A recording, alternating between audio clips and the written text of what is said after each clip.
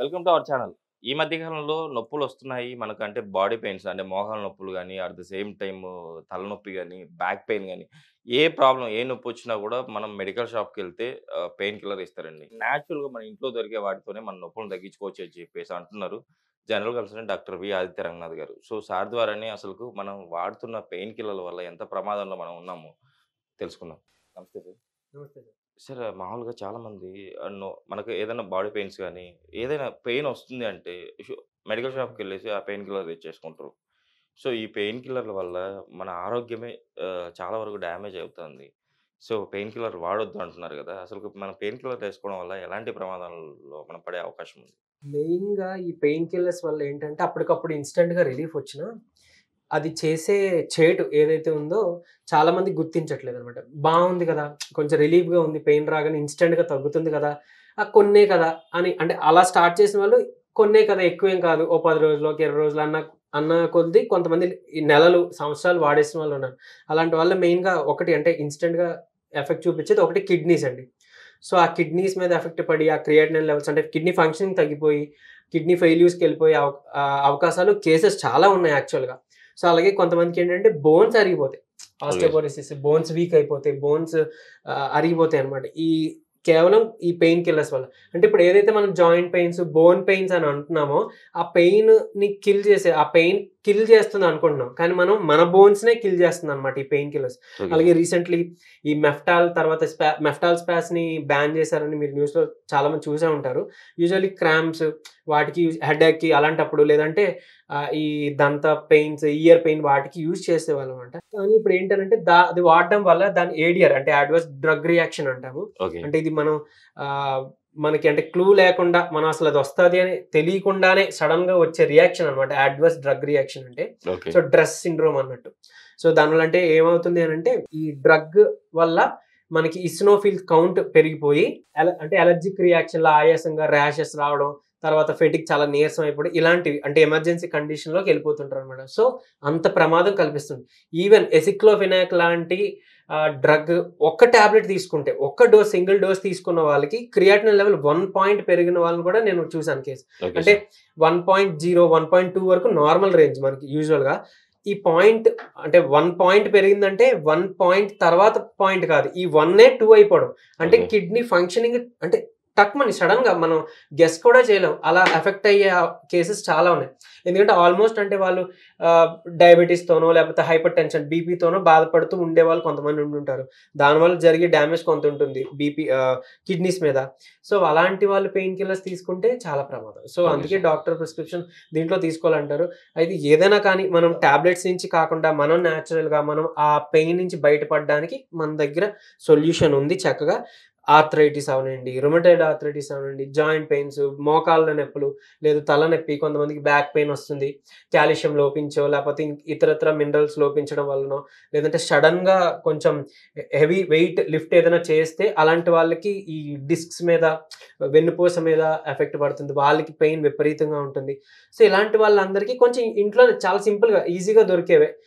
ఒకటేమో మనకి దేవుడి మూల దొరికితే, ఇంకొకటేమో మనకి వంట కిచెన్‌లో దొరుకుతుంది వంటగదిలో. వంటగదిలో. సో, అలా దీంతోనే మనం ఈ ఆయిల్ తయారు చేసుకోబోతున్నాం. పెయిన్ కిల్లర్ ఆయిల్ అనమాట యాక్చువల్‌గా. Okay so, sir. అవేంటి చూద్దాం. నేచురల్‌గానే మనం రెడీ చేసుకోవచ్చు. యెస్. Okay sir. సో, యాక్చువల్‌గా దీనికి 2 ఇంగ్రీడియెంట్స్ సరిపోతాయి. ఒకటి ఆయిలు. ఈ ఓకే ఆయిల్ సార్. ఏది తీసుకోవాలి? అయితే నువ్వుల నూనె బాగా శ్రేష్టం. ఎందుకంటే మంచిగా కాల్షియం కూడా ఇస్తది. బోన్ స్ట్రెంథెనింగ్ కోసం హెల్ప్. తర్వాత పెనిట్రేషన్ ఎబిలిటీ దీనికి చాలా ఎక్కువుంటది. Okay sir. సో, ఈజీగా లోపలికి చొచ్చుకొనెళ్ళి మనకి ఆ పెయిన్‌ని సూత్ చేసే ఎబిలిటీ దీనికుంది. Okay sir. రెండోది చక్కగా కర్పూరం. మనం దీపం పెట్టుకునే ఈ కర్పూరం. ఒక ఓకే 2 సార్. కర్పూరం బిళ్ళలు తీసుకోవచ్చు. లేదు కర్పూరం అవైలబుల్ లేదు అని అన్నప్పుడు మిరియాలున్నాయి కదండీ! ఈ యెస్. నల్ల యెస్. మిరియాలు.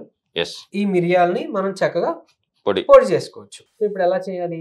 ఈ ఆయిల్‌ని చక్కగా స్టవ్ మీద ఒక 5 నిమిషాలు జస్ట్ వెచ్చబెడితే చాలు. అంటే లూక్ వార్మ్ అంటాం. గోరువెచ్చగా అయితే చాలు. మరీ హీట్ అయిపోవసరం లేదు. జాగ్రత్తండి బొబ్బర్లొచ్చేస్తాయి. Okay so, sir. గోరువెచ్చగా చేసుకొని, ఇందులో అయితే చిటికెడు మిరియాల పొడి యాడ్ జేయాలి. Okay sir.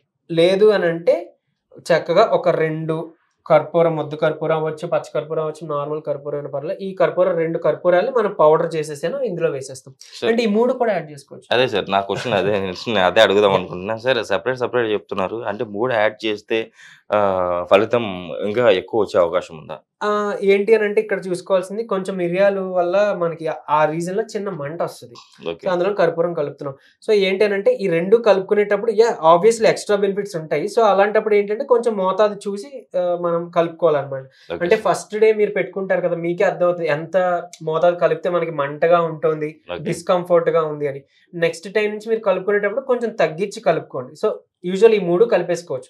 లేదంటే ఏదైనా 2 కలుపుకోవచ్చు. ఓకే. ఇది ఏ బోన్ పెయిన్స్ వచ్చినా, ఎక్కడ బాడీలో పెయిన్స్ వచ్చినా, తలనొప్పి వచ్చినా, తర్వాత మోకాళ్ళ లేదంటే నొప్పులు గాని మోకాళ్ళ ఏవైనా నొప్పులు, కూడా మోకాళ్ళ ఎవ్రీథింగ్. నొప్పులు. యెస్. బ్యాక్ పెయిన్స్ గాని, ఇలాంటివి ఏవైతే పెయిన్ కిల్లర్ ఏసినా కూడా ఒక్కొక్కసారి తగ్గని పెయిన్స్ ఉంటాయి.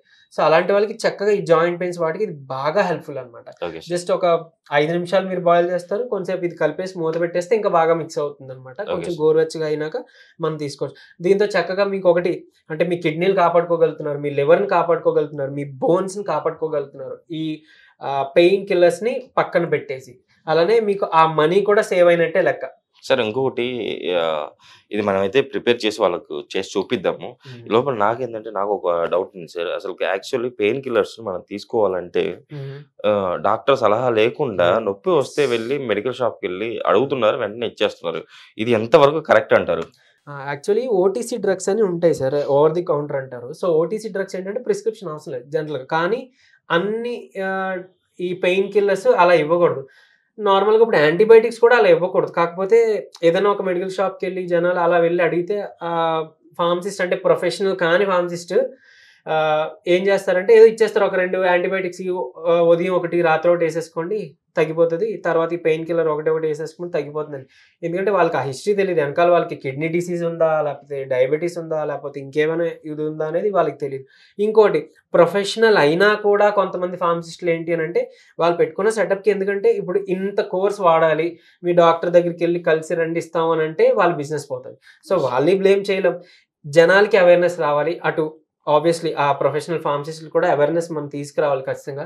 సో, ముందు జనాలు మనం అంటే మారితే గనక అటు ఆటోమేటిక్‌గా అది కూడా చేంజ్ వస్తుంది. ఎందుకంటే వీళ్ళెళ్లి ఇంక సర్లే అన్ని తీసుకోవాలా మాకొద్దులే వేరే మెడికల్ షాప్‌కెళ్ళిపోతాం అనుకుంటే పాపం వాళ్ళకి కూడా లాస్ అయిపోతారు కాబట్టి ఇంకా వాళ్ళు కొన్ని కొన్ని సార్లు మనసు చంపుకొని కూడా ఇచ్చేస్తుంటారు. సో, అవేర్‌నెస్ అయితే కావాలి. Okay sir. ఇప్పుడైతే మనం ప్రిపేర్ చేసి చూపిద్దాం సార్ వాళ్ళకి. ఎంత మోతాదులో ఏసుకోవాలి సార్ మనం ఇవి? ఈ మోకాళ్ళకనుకోండి 2 పక్కల మోకాళ్ళు అలా ఉంది. లేకపోతే ఎల్బోస్‌కి అలా అయితే ఎక్కువ ఆయిల్ పడుతుంది. అదే ఓకే. చిన్నగా మనకి హెడ్‌ఏకే అనుకోండి. జస్ట్ ఇక్కడ మాత్రం రాసుకోవడానికైతే ఒక 2 టీ స్పూన్స్ అలా తీసుకుంటే సరిపోతుంది. Okay so, sir. ఇది ఇంకోటేంటనంటే ఒకవేళ ఎక్కువ తీసుకున్నా చక్కగా స్టోర్ జేసుకోవచ్చు. Okay sir. కానీ చెడిపోయేది గాదు. చెడిపోదు. ఏమి పాడవ్వదు. Okay sir. కానీ ప్రతిసారి పెట్టుకునేటప్పుడు మాత్రం కంపల్సరీ మీరు దాన్ని గోరువెచ్చగా చేసుకోండి. Okay sir. కొంచెం గోరువెచ్చగా ఉన్నప్పుడే మనం అప్లై చేసుకుంటే అది బెటర్. కొంచెం ఆహ్, పెనిట్రేషన్ బావుంటది. ఆ స్వెల్లింగ్‌ది అది మనకి త్వరగా రిలీఫ్ ఇస్తుంది. ఎందుకంటే ఆ పెయిన్ కాజింగ్, స్వెల్లింగ్ కాజింగ్ ఏంటంటే ప్రోస్టాగ్లాండిన్స్ అంటాం. అవన్నీ కూడా వచ్చి ఓకే అక్కడ సార్. మనకి అక్యుములేట్ అయిపోతాయి. దానివల్లనే okay sir. Thank you.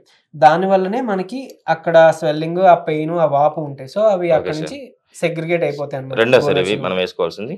2. Okay sir. 2 ఏసాము. Yeah! ఇప్పుడు దీంతో ఈ పాటు కావాలంటే ఇదిగోండి చిటికెడు మనం మిరియాల పొడి కూడా ఏసుకోవచ్చు. Okay sir. కొంచెం మండుతుంది. ఎయిదర్ రెండిట్లో ఏదో ఒకటైనా లేదా 2 కలిపైనా ఏసుకోవచ్చు. Okay sir. దీన్ని యూజువల్‌గా గోరువెచ్చగా ఉన్నప్పుడు కొంసేపు అలా కలిపేసి మూత పెట్టేసేయండి. Okay sir. లేదు అనంటే మామూలుగా ఉన్నా కూడా కొంచెం గోరువెచ్చగా ఉంటుందంటే మీరు రూమ్ టెంపరేచర్స్‌కొచ్చేస్తుంది అని అనుకునే ముందుగానే కొంచెం తీసి మీరు చక్కగా అప్లై చేసేసుకోండి. Okay sir. ఇంకోటి మోర్ ఓవర్ మనం మాట్లాడుకున్నట్టు ఈ నీ పెయిన్స్ ఏదైతే ఉన్నాయో, ఈ రాసిన తర్వాత అంటే మోకాలనే కాదు మీరు ఏ జాయింట్‌కి రాసినా కొంచెం మసాజ్ ఇంపార్టెంట్. Okay sir. ఒక 3 మినిట్స్ లేదా 5 మినిట్స్ సార్ ఆ కొంచెం మసాజ్ మసాజ్. గూడా మనం ఏ టైప్‌లో ఇప్పుడు మోకాలే మోకాలు హ్మ్. తీసుకున్నాం సార్. హ్మ్. మోకాలికి మనం మసాజ్ ఎలా చేయాలి? సో, మోకాలు ఉంది గదా! మోకాలికి మన సర్క్యులర్ మోషన్. ఓకే. ఇది మోకాలు ఇది ఇది. మోకాలు సో, ఇది అనుకుందాం సార్. మోకాలు అనుకోండి సార్. ఓకే. సో, సర్క్యులర్ మోషన్‌లో ఓకే. తర్వాత లెఫ్ట్ అండ్ రైట్ ఓకే. తర్వాత పైకి కిందకి అంటే ఓకే. పైకి కింద అలాగా. ఆ మోషన్‌లో ఉండాలి. అప్పుడే మనకి చక్కగా త్వరగా రిలీఫ్ ఇస్తది. ఇంకొకటి ఈ మోకాలు ఏదైతే ఉందో చక్కగా ఒక స్టూల్ ఏదైనా పెట్టుకొని ఒక దగ్గర కూర్చొని మోకాలికి మీరే ఎవరి డిపెండెన్సీ కూడా అవసరం లేదు. చక్కగా ఈ మోకాలికి మనం ఇలా అంటే మోకాలు మధ్యలో ఉంటుంది. మనం ఇలా ట్యాపింగ్ అన్నమాట. 1 ఓకే. సెకండ్‌కి ఒకసారి. ఓకే. సో అలాగే జస్ట్ 2-3 మినిట్స్ చేస్తే చాలు. మీరు almost second day, third day నుంచే మీరు చాలా రిజల్ట్స్ చూస్తారు. అంటే ఓకే. ఎప్పటినుంచో మోకాళ్ళ నొప్పులతో బాధపడుతూ పెయిన్ కిల్లర్స్ యేసుకుంటున్నా గానీ ఫ్యూ అవర్స్, ఒక గంటో, 2 గంటలో రిలీఫ్ ఇస్తది. మళ్ళీ వచ్చేస్తుంది అని అనుకునే వాళ్ళు ఈ ట్యాపింగ్ చేయడం ద్వారా మీరు వేసుకున్న టాబ్లెట్ డోస్ మీరే చక్కగా ఆపేసుకోగలుగుతారు. అంటే ఆ పూటకి ఓకే తగ్గింది, నాకే యేసుకోవసరం లేదులే అనే ఆ ఫీల్‌లోకి మీరు ఖచ్చితంగా రాగలుగుతారు. ఇంకొకటి సార్ టాబ్లెటే మనం వద్దనుకుంటున్నాం. మనం మన హ్మ్. రెమెడీని ఫాలో అవుతే సరిపోతుంది గదా! యెస్. సరిపోతుంది. అందుకే ఇది వాడి మసాజ్ చేసుకుంటూ తర్వాత ఆ ట్యాపింగ్ చేసుకుంటుంటే అసలు ఆ టాబ్లెట్ వరకు ఎళ్ళవసరం లేదు. అంటే ఇది చేసుకోలేని వాళ్ళ కోసం నేను చెప్తున్నా. ఇది కూడా ఓకే. చేసుకోలేంలే మేము ఓన్లీ ట్యాపింగే ట్రై చేస్తాం అని అంటే గనుక ఉట్టి ట్యాపింగ్ కూడా అంత ఎఫెక్టివ్‌గా పనిచేస్తుందండి. ఎవిడెన్స్ ఉందన్నమాట అది ఓకే వర్క్ సార్. అవుతుందని. ఓకే మీరు సార్. కూడా చేస్తే అసలు మీరే చెప్తారు. Okay sir. Sure sir. నిజంగా ఈరోజు మీరు చెప్పిన రెమెడీ చూసారు గదండీ! అస్సలకు మెడికల్ షాప్‌కెళ్ళి పెయిన్ కిల్లర్ టాబ్లెట్స్ తీసుకోవద్దండి. మన బాడీలో అంటే మనకి ఎలాంటి అనారోగ్య పాలవుతాం, మన బాడీలోని ఎన్ని ఆర్గాన్స్ డ్యామేజ్ అవుతున్నాయో సార్ చెప్పారు గదా! షూర్‌గా మీరైతే ఇది కంపల్సరీ పాటించండి. సార్ మన కోసమే చెప్పారు. వినండి. విని మీరు రెగ్యులర్‌గా నార్మల్‌గా ఇలా మీ పెయిన్స్ తగ్గించుకోవడానికి నార్మల్‌గా మన ఇంట్లో దొరికే ఐటెమ్స్‌తోని ఇలా రెమెడీ చక్కగా ప్రిపేర్ చేసుకొని మీరైతే అప్లై చేసుకోండి. ఉపశమనాన్ని పొందండి నొప్పుల నుంచి. సరే ఈరోజు మన ప్రేక్షకుల కోసం ఇంత మంచి రెమెడీ చెప్పారు. అసలు పెయిన్ కిల్లర్స్ ఎంతగా మనల్ని ఆరోగ్యాన్ని అవును. చెడగొడతాయో చాలా అవును. చక్కగా వివరించారు. సో ఇంత మంచి ఇన్ఫర్మేషన్ ఇచ్చినందుకు థాంక్ యూ సార్.